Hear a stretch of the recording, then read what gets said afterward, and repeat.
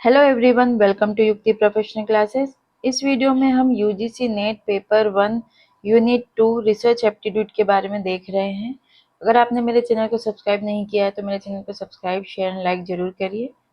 चलिए अब हम स्टार्ट करते हैं। लास्ट वीडियो में हमने देखा था कि परिकल्पना क्या होता है और इसकी प्रकृति के बारे में हमने देखा था। आज हम इसके प्रकार के बारे में और इसकी विशेषताएं, परिकल्पना की विशेषताएं के बारे में देखने जा रहे हैं। तो सबसे पहला पॉइंट है, निगमात्मक चिंतन पर आधारित होता है ये। निगमनात्मक चिंतन मतलब निगमनात्मक जो होता है, डिडक्टिव जो है, जिसमें क्या होता है कि एक सामान्य नियम से एक विशेष निष्कर्ष पर जाया जाता है। मतलब जो सामान्य नियम पर कोई चीज अप्लाई होती है और फिर उस सामान्य नियम से हम एक विशेष नियम की तरफ, मतलब विशेष रिजल्ट की तरफ जाते हैं ना। उसको आधार बनाते हैं सामान्य नियम को और फिर उसके अकॉर्डिंग विशेष पर जाते हैं, है ना। जैसे इस चीज को समझिए यहाँ पे कि अगर हमने ऐसी परिकल्पना की कि यदि क्या है, जितने भी जीवधारी है वो ऑक्सीजन का उपयोग करते हैं, ठीक है, और मानव एक जीवधारी है तो मानव भी ऑक्सीजन का उपयोग करते हैं। ये हमारी परिकल्पना है। तो यहाँ पे निगमनात्मक तर्क पर आधारित हुआ ये। कैसे सामान्य नियम से एक विशेष निष्कर्ष पर गया ये, कैसे गया ये कि जो जीवधारी है, यहाँ पर जो हमने परिकल्पना ली है वहां पे ये बोला है कि जीवधारी ऑक्सीजन का उपयोग करते हैं, है ना। और ये एक सामान्य सिद्धांत है और इसका उपयोग मानव पर लागू किया गया, तो ये एक विशेष की तरफ हम गए। मतलब जितने भी जीवधारी सभी ऑक्सीजन लेते हैं, ये एक सामान्य नियम हो गया। और जब हम इसको स्पेशल मानव पर लागू कर रहे हैं तो यहाँ पे इसका उपयोग मानव पर लागू किया गया है, तो ये विशेष से सामान्य से विशेष की ओर गया। दूसरा है शाब्दिक स्पष्टता। तो जो परिकल्पना है उसमें शाब्दिक स्पष्टता होनी चाहिए, होती है। जैसे दूषित जो जल है उसको पीने से पेट की बीमारियां होती है ना। खराब जल जो है, गंदा पानी है, उसको पीने से पेट की बीमारियां होती है। तो यहाँ पर जो ये परिकल्पना हमने ली है, जो हाइपोथेसिस हमने क्रिएट किया है, यहाँ पे क्या है, ये भाषा स्पष्ट है और सीधी है, हमको सीधे से समझ में आ रहा है। इसमें कोई भ्रम तो पैदा नहीं हो रहा है, ऐसी कोई स्थिति नहीं है जिससे आपको डाउट हो रहा है कि ये आसानी से समझ में नहीं आ रहा है, आसानी से समझा जा रहा है। तो ये यहाँ पे परिकल्पना जो भी होती है वो स्पष्ट शब्दों में होती है, ताकि वो इस प्रकार से प्रयोग होती है जो अनुसंधान को समझने में, उसका परीक्षण करने में मदद करता है। नेक्स्ट है पुष्टि हेतु प्रविधियों की उपलब्धता। मतलब इसको कंफर्म करने के लिए क्या है कि हमारे पास मेथड्स की अवेलेबिलिटी होती है ना। पुष्टि करने के लिए, इसको कंफर्म वेरिफिकेशन करने के लिए हमारे पास विधियां होती है, प्रविधि होती है। जैसे शोरगुल वाले वातावरण में काम करने से क्या होता है, क्या होगा कि ध्यान फोकस नहीं हो पाएगा, ध्यान केंद्रित करने में की जो क्षमता होती है वो कम हो जाती है ना, फोकस कम कर पाते हैं। तो इस परिकल्पना को परीक्षण करने के लिए क्या किया, अलग अलग विधियों प्रविधियों का प्रयोग किया जा सकता है। जैसे कार्यशैली पे ध्यान केंद्रित करने के प्रयोग, प्रश्नावली, अनुभवात्मक अध्ययन, इस टाइप के क्वेश्चंस के आंसर ढूंढे जाएंगे। और इस प्रकार से उनकी पुष्टि करने की हमारे पास कई उपलब्धियां हैं, मतलब उपलब्ध विधियां है, ठीक है। नेक्स्ट है सिद्धांत, तथ्य, नियम एवं अवधारणाओं से मुक्त है ये।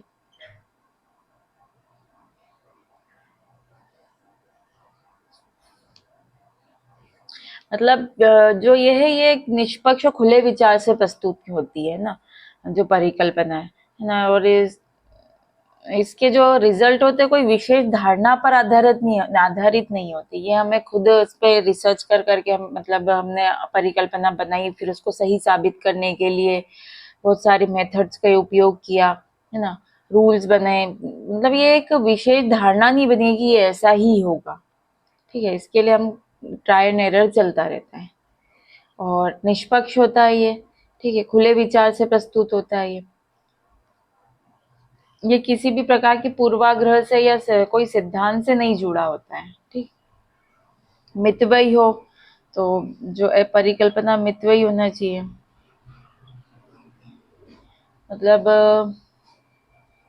ऐसा है कि एक संक्षिप्त और मितव्ययी होना चाहिए कि जो सीधे से जो हमारा विषय है उस पर केंद्रित करता है, उसमें अधिक जटिलता नहीं जोड़ी गई हो, मतलब इजी वे में हो, ये जो आराम से अनुसंधान को सरल और प्रभावी बना सके। ठीक है, इस प्रकार से होना चाहिए और प्राकृतिक नियमों के अनुरूप होना चाहिए। ठीक है, तो ये जो है परिकल्पना की विशेषता है, जो क्या एक अनुसंधान को क्या बहुत उपयुक्त और प्रभावी बनाता है। अब है परिकल्पनाओं के प्रकार।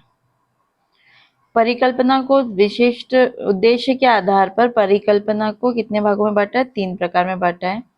पहला शोध परिकल्पना, दूसरा है शोध परिकल्पना, शून्य परिकल्पना और तीसरा जो है वो है सांख्यिकी परिकल्पना। तो सबसे पहले है शोध परिकल्पना। तो शोध परिकल्पना क्या होती है? जिसमें अनुसंधान में ये जो प्रयोग और परीक्षण द्वारा सिद्ध किया जाता है। ये परिकल्पना को कैसे किया जाता है कि कुछ प्रयोग किए जाएंगे, कुछ परीक्षण किए जाएंगे, उसके द्वारा इस चीज की जो परिकल्पना हमने ली है उसको सिद्ध किया जाता है। ठीक है, तो इसे कार्यात्मक परिकल्पना भी कहते हैं। ये परिकल्पना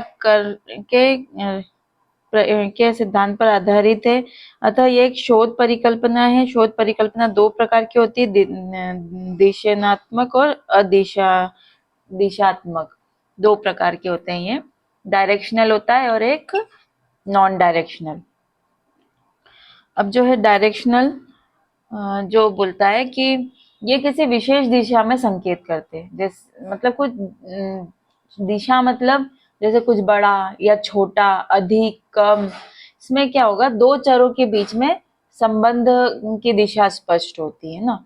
जैसे अगर हम इसको एग्जाम्पल से समझेंगे तो यहाँ दिया है कि सुमन और अंकिता की लंबाई में अंतर है, तो इस परिकल्पना में दिशात्मक परिकल्पना का उदाहरण है। सुमन की लंबाई अंकिता की अपेक्षा कम है ना, तो यह एक दिशात्मक परिकल्पना होगी। यहाँ पे एक डायरेक्शन है क्योंकि इसमें कम और अधिक से एक दिशा की ओर संकेत किया गया है ना, एक दिशा बताइए कि ये कम है ये ज्यादा है।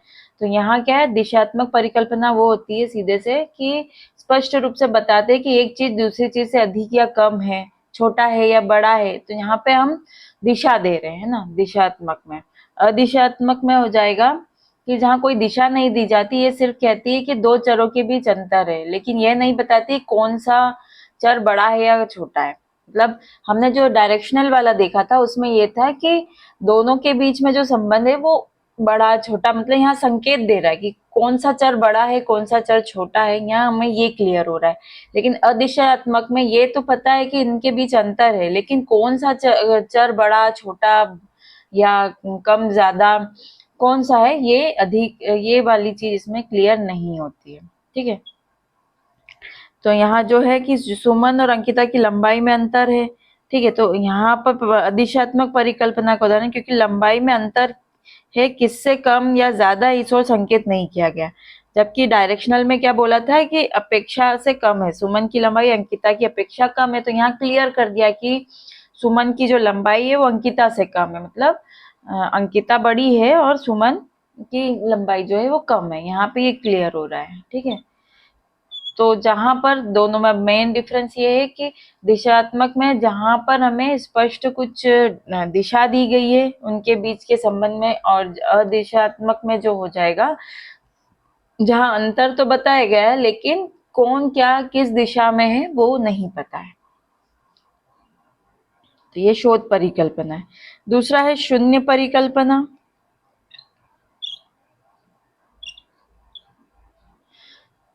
तो शून्य परिकल्पना क्या होगा कि जब 2 चरों के बीच कोई अंतर या संबंध नहीं होता है। ठीक है, इसका उपयोग खासतौर पर सांख्यिकी परीक्षणों में जांचने के लिए किया जाता है। जैसे 2 समूहों या मापों के बीच कोई वास्तविक अंतर है या नहीं, बस ये चीज देखने के लिए, मतलब यहाँ पर कोई अंतर या संबंध तो नहीं बता रहे हैं, लेकिन बस यहाँ पे 2 समूहों और मापों के बीच वास्तविक अंतर है या नहीं इसका परीक्षण जांचने के लिए किया जाता है। शून्य परिकल्पना यह मानती है कि जब भी अंतर देखा जा रहा है वह सिर्फ संयोगवश हो सकता है कोई वास्तविक अंतर नहीं है। मतलब अंतर अगर हो भी रहा है तो वो संयोग से हो रहा है, लेकिन वास्तविक में नहीं है। मतलब सीधा सा ये कि शून्य परिकल्पना में ये हम बोल सकते हैं कि जो आप देख रहे हो ना उसमें कोई खास अंतर या संबंध नहीं है। इसे तब उपयोग किया जा सकता है जब शोधकर्ता ये जानना चाहते हैं कि उनके जो डेटा में पाया गया अंतर वास्तविक है या केवल एक संयोगवश है। बस तभी इसको देखा जा सकता है। तो इसका उद्देश्य क्या है सीधा सा कि ये जो है अनुसंधान के प्रारंभ में की जाती है ताकि क्या होता है कि परीक्षण किया जा सके कि दो चरों के बीच कोई वास्तविक अंतर है या नहीं। अगर शून्य परिकल्पना अस्वीकृत होती है तो इसका मतलब होता है कि वहां वास्तविक अंतर है। तो देख लेते हैं। इस परिकल्पना के माध्यम से अनुसंधानकर्ता चरों के बीच कोई अंतर नहीं होने के संबंध का उल्लेख करते हैं। इस परिकल्पना का उपयोग केवल सांख्यिकी सार्थकता के परीक्षण के लिए किया जाता है। इसे सामान्य भाषा में नल परिकल्पना अथवा रद्द परिकल्पना भी कहते हैं। इसमें चरों के बीच कोई भिन्नता नहीं होती है। एनोवा परीक्षण इसी से जुड़ा है। ठीक है, इसका उदाहरण है विज्ञान वर्ग के छात्रों की बुद्धि जो है आईक्यू लेवल जो है वो एवं कला वर्ग के छात्रों की बुद्धि लब्धि में कोई अंतर नहीं है। ठीक है, दोनों इक्वल बताया यहाँ पे। फिर है एक संख्यात्मक क्षमता परीक्षण में पुरुष तथा महिला विद्यार्थी एक समान प्रदर्शन करते हैं। उपयुक्त दोनों उदाहरण शून्य परिकल्पना से संबंधित है। यहाँ पर x इजिकल टू एक्स परिकल्पना को संतुष्ट करता है। मतलब दोनों इक्वल है, दोनों के बीच कोई अंतर नहीं है। शोध में हमने देखा था कि उनमें कुछ अंतर है ना। जो और शून्य परिकल्पना में क्या देखा है कि यहाँ कोई अंतर नहीं है। ये सिर्फ ये जांचने के लिए कि अगर अंतर है तो वो वास्तविक है या संयोगवश है, ये जानने के लिए इसमें इसका उपयोग किया गया है।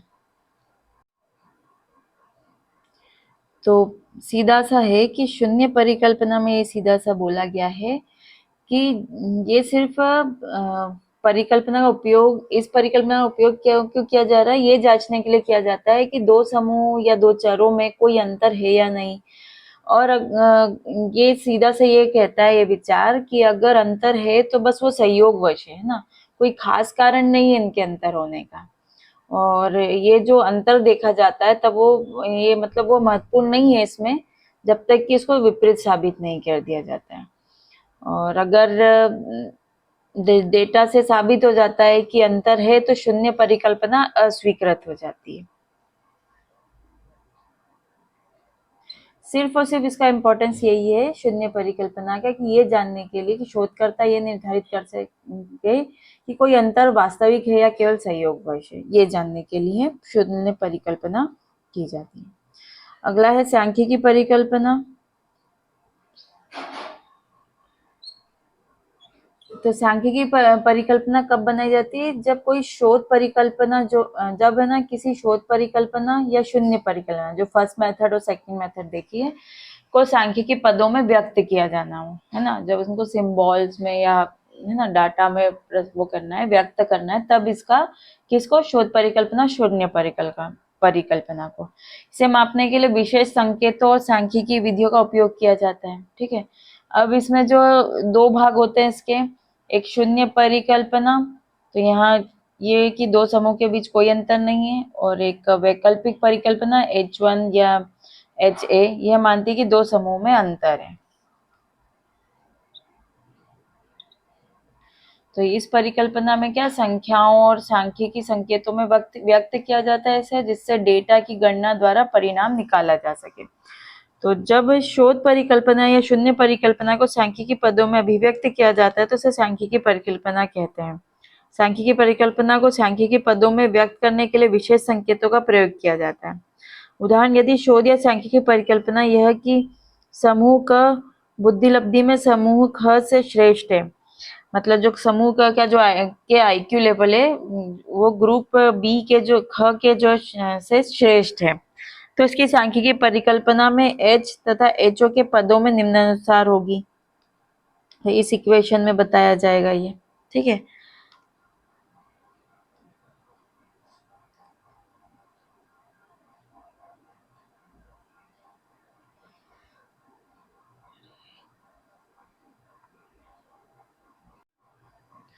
तो यहाँ अगर ये देखेंगे, अगर जो H1 वाला जो हम कंडीशन देख रहे हैं सांख्यिकी में, तो जो यहाँ पर क्या होगा कि x ये औसत, और इसको जो A ग्रुप का है ग्रेटर देन एक्स बी, तो यहाँ इसका मतलब ये होगा कि यहाँ ये ग्रुप का IQ लेवल इस ग्रुप के IQ लेवल से अधिक है। तो ये हमारा एक ये शोध बताता है। और जहाँ हमारी शोध HO को जो डिनोट करता है, वहां पे हमको देखने को मिलेगा जहाँ कोई अंतर नहीं है ना, शून्य परिकल्पना जहाँ पे होगी वहां ये डिनोट होगा H0 से, जहाँ पर हमें जो इक्वेशन होगी वो कुछ इस तरीके से होगी, X A is equal to X B. तो यहाँ हमें z इक्वल का जहाँ दिख रहा है, इट मीन्स कि यहाँ कोई अंतर नहीं है। अगर यहाँ ग्रेटर देन या लेस देन है तो मतलब इस ग्रुप में कोई कुछ ना कुछ अंतर है। तो जहाँ पे इक्वल है वहां मतलब कोई अंतर नहीं है, वो शून्य परिकल्पना है। और जहाँ अंतर नहीं है वो शून्य परिकल्पना, और जहाँ अंतर है वो जो वैकल्पिक परिकल्पना या शोध परिकल्पना कही जाएगी।